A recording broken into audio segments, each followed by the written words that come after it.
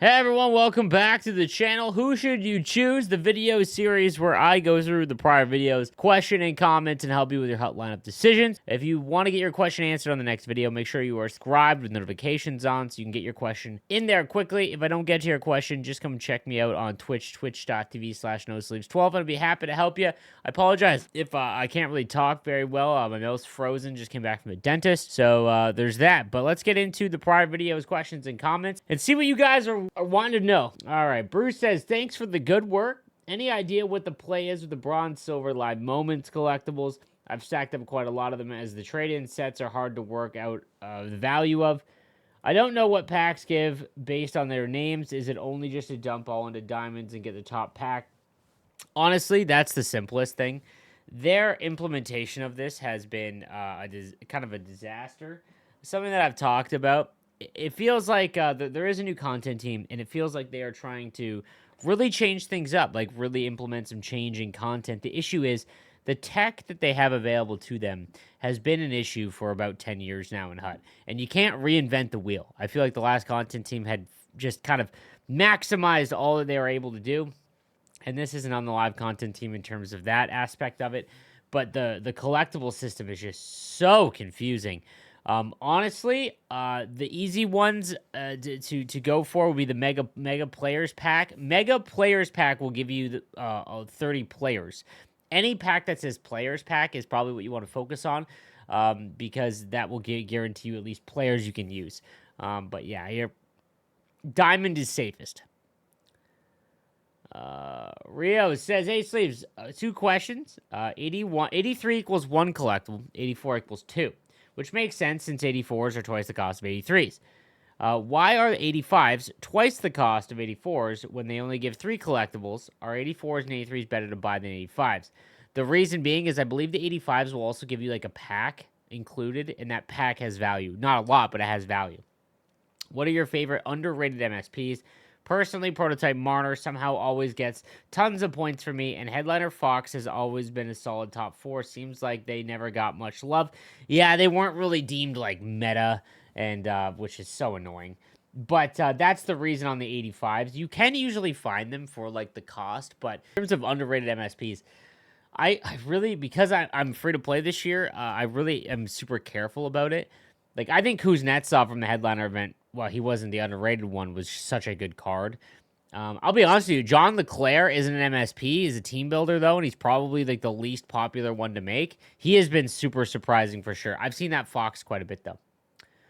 Hey, Sleeves, I'm currently at 1.6 million coins ready to invest for Team of the Year. However, I have a glaring weakness at 2C, 3C, and 3 left D once I trade in Newendike and another team builder. I have Medano, Shandy, Regeer, and a coin. Any suggestions for these three spots? The possibility of X Factor McDavid going from 2 right wing to 2C, and still a free captain MSP to make. So your captain MSP, assuming you don't have Messier, I would definitely go Messier because you need centerman. Another cheap option would be to go back and make the Nico Hischier from the prototype event and then just upgrade him to his 85.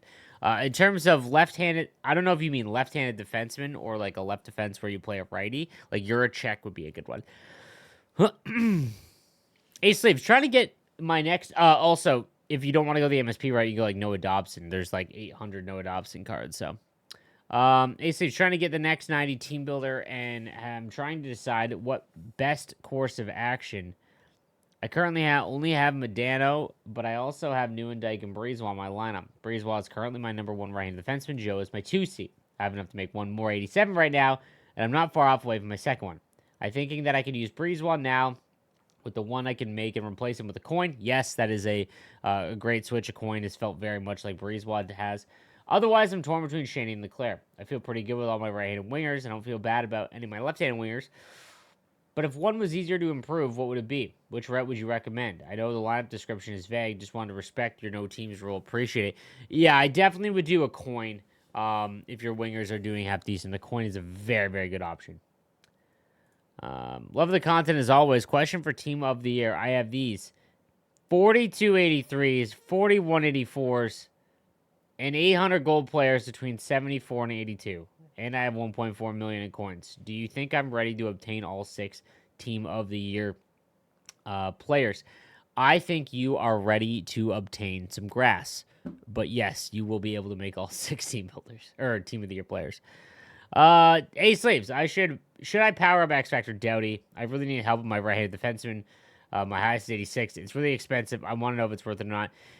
Yes, I think Doughty is definitely worth it. His X Factor is half decent. I believe he has shutdown, if memory serves. Yeah, I would go with Doughty. Yo, Slaves, what do you think is more worth it to start to make team builders or save for team of the year? Understand this. A team of the year card is going to be 1,000,000 coins in value. So be prepared for that. If you don't have nearly that in terms of value of your collection and what you could trade in, as well as like your coin base, then I would probably you're gonna have to start saving for team of the year then. Here's the team. I'm about to finish my first 90 team. Who should I go for? I have the budget. Guys, don't send me your whole team like last year, man. It's just once I do it for one person, I'm gonna do it for everyone, and the whole video becomes that. Just ask me. Just give me a couple options to choose from. Who should you choose? X Factor, Aho, or Suzuki? Suzuki because he's got a fantasy card, and if he starts scoring, then like that, you could be you might have something there. Hey man, love the content and your hard work and dedication. It's much appreciated. Considering you have another job and a family to take care of. Congrats, anyways. This is much. I don't know if you mean another job because I'm a dad now. Anyways, I can't decide between Lemieux or Gretzky. I have 88 Gretzky, Gallery of Greats, but I'm right there for my first icon. Can't decide which one to make. I can't decide between Lemieux or Gretzky. So, Gretzky now, Lemieux later. That's how I would do it. I have 88 Gretzky. Oh, you have 88 Gretzky. Go Lemieux then. Also, if possible, Gallery of Great Yager, Obi, or Carlson 87. Thanks, man. Obi. Obi is the play. Hey, Sleeves, I absolutely love your channel. Keep me sane playing this addictive game. Thanks, buddy. I'm a below-average player stuck in the lower tiers. When I play rivals against players with teams with rosters full of base cards, it seems like their base cards routinely outscape my squad with high 80s and low 90 cards. I'm talking about from the puck drop, not after fatigue sets in. Am I crazy, or does this make any sense? There's no way. Like, this is the issue. Because, like, people will say that base card teams can keep up with, God Squad teams, and that's what we refer to as Ice Tilt. But then people will say that there's pay-to-win teams where they're only winning because they pay for cards and they get these big cards. I don't know. I think that if you put McDavid up against a base Victor Hedman, you will notice it. So they might just have some fast cards. Hey, Captain Yossi or upgrade X Factor Yossi. X Factor Yossi.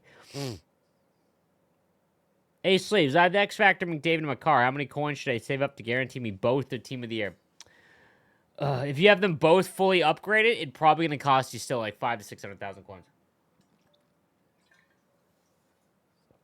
I replaced my Hellebuck because pucks keep hitting him in the chest. And I replaced my Hellebuck because pucks kept hitting him in the chest and bouncing in, having like 5 games in a row. Yeah, goalies are what they are, man. Like, you just want one that you're confident in. That's it.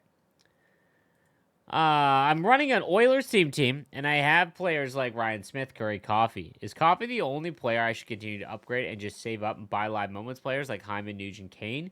Or keep upgrading those other players? Ryan Smith card is sneaky good. My top 5 players of all time. Thanks to the great work. Always use your favorite players first. Keep upgrading those cards, brother. Yo, Slaves, how many coins do you think it'll take to make a team of the year? About 1,000,000. Like 800 to 1,000,000. If I start saving my collection starting today, do you think I would be able to make 3 of them? 3? I mean, they're probably going to give us enough collectibles to make like a quarter of one. Or maybe a third. So, I don't know about 3. 2, probably. Slaves, appreciate that content, man. Do you think X Factors are becoming not worth it? Or to keep trying for McDavid? My next attempt will now be after Team of the Year. Packed Rasmus Anderson, my last one. With his fantasy card, he could be sneaky good with a couple more goals after they just gave him a silver truck.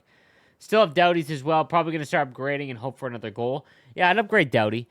X Factors, guys, I said this at the beginning of the year. This year, more than any other, X Factors are simply for you to have a player on the team that you enjoy watching. Like Tomas Hertl, for example. They are not going to give you a significant advantage. Like, there's a few. Like, Eichel, I would upgrade. Makar, McDavid, and Jack Hughes. Like those are the ones that you're fine with because they're just very good cards and they're worth the upgrade. But a lot of the times last year, people just bought X Factors or did X Factors to try and get a Team of the Year card so you could trade them in for cheaper. But it's not really the case this year. You'll still be able to do that, I'm assuming. But the value, it's expensive. So, hey, Slaves, love the content. I've been saving coins for Team of the Year and I have right around 1 mil. I play on old gen. I'll be getting new gen on Christmas. Let's go, dude. My question for you is, should I wait to migrate to new gen after Team of the Year or migrate and see if I get enough cards back from packs to make Team of the Year McDavid? So when you migrate, it only takes your lineup. So you want to make sure you spend everything in your collection to maximize your lineup first. So I would do it after. Also, do not make your account on your new gen console before you're ready to migrate. If you sign in, make a team and all of that, you can't transfer to your account. What do I do if I pull 2 X Factor McDavids, both untradeable? Where do I buy them, or what do I do with it? Sucks, brother. Like, yeah, not much you can do. Hey, Slaves, I have not been saving for Team of the Year at all. Very few coins. What do I think I should do? Again, you can start saving now. You'll need about 800K. Hey, Slaves, what ability are the abilities on the Longo worth activating? Thank you very much for your time. Hope you have a good day. The gold one, Showstopper, yes. None of the enforcers crap cards? Really, dude? I actually thought the Ryan Reeves card was pretty sick. Ace Slaves got a quick question. Currently have X Factor Roman Josi at 85. He can now upgrade to an 88. Is it worth putting in power up collectibles to make him an 88? I mean, his card is like okay. It's got much better abilities now. There's a lot of other cheaper options though. Hey, Slaves, just only one short question. Can you do a video for PK and power play strategies? Greetings from Germany. We don't say bonjour. Bonjour, brother. Yeah, I can do that for you. Hey, Slaves, boo, Red Sox fan, boo. This guy. All right, moving on to the next one. No, I'm just kidding. For my X Factor pack, I have the option between Point and Robertson. I pulled a Duke Marner, sort of leaving towards Point, but curious in your thoughts of Duke. Point is by far the better one. Robertson's just too slow. I just pulled Star of the Month Makar. And I'm not thinking of trading in the training camp Makar and Orlov for 86 headliner. Oh, you are thinking. Should I move or not trade in these players for the 86 MSP? 86 MSP isn't bad. It's not bad. Chasing Hut 17 versus Meta kickstarted my midlife crisis. Now I'm out on the other side, devoted free squad battler. I know it sucks for some PvP players, but it's a good full life. Let's go, dude. Teams can also be so varied. It's all hockey in there, light on the cheese. Respect that. I run my hometown Halifax Heroes on line 1, my Habs Stars on line 2. Favorite players taken care of. And then it's the best cards I can ice on lines 3. And lastly, synergy activation. You usually bench line 4. I do like synergies. I know you've just been getting good time with them since the team builder boom. Just wondering if you have any boost synergies that have stood out to you, good or bad. If none, keep us posted when you start to notice. So shooting boost is great when you combine it with sniper forward because you'll get like 4 or 5 to their shooting attributes, which is a pretty big jump. I like defensive 4 because it gives, defensive boost because it gives face off. So you have a centerman with it. Honestly, two-way defenseman is a really good one too. On defense, so your full team of born leaders idea works crazy well at maximizing the one ice time for objectives. A rookie squad battle run. That was a fun idea. I wish I could have just executed on that. Should I only make McDavid team of the year with the discount, or keep upgrading his X Factor and make another team of the year with my fodder? I would try and do both. Getting McDavid, he will be a 99, and he will be the fastest to upgrade, or he should. I actually have no idea. I have no idea what the content team is doing, so I would think he is, especially now because he scores 3 points a night. I would try and make both. Like try and make it McDavid team of the year, and then try and make it another one. So, Ace Slaves, love the content. Keep up the work. You mentioned in this video that mega players packs are decreasing in value as the non-NHLers are going for 750. I'm pausing making team builders in 99 for team of the year. What champs reward should I be taking now? Average 14 wins if this helps you answer the question. For team of the year, it's probably ultimate packs or jumbo elites. Jumbo elite players pack. The one that gives you 18 out of 20, 80 and above. So you save the one collectible. It's basically an ultimate pack. You're trying to find 83 and above pulls, and those would be better. Those would be a better pack for it. So. All right, guys, that is going to do it for me for this episode of Who Should You Choose? Again, if I didn't get to your question, I do apologize. Make sure to subscribe and notifications on to get it in quicker this next video. And if you want to catch me live, I'll answer your question anytime you want to talk at twitch.tv/nosleeves12. I'll see you next time. Have a good one.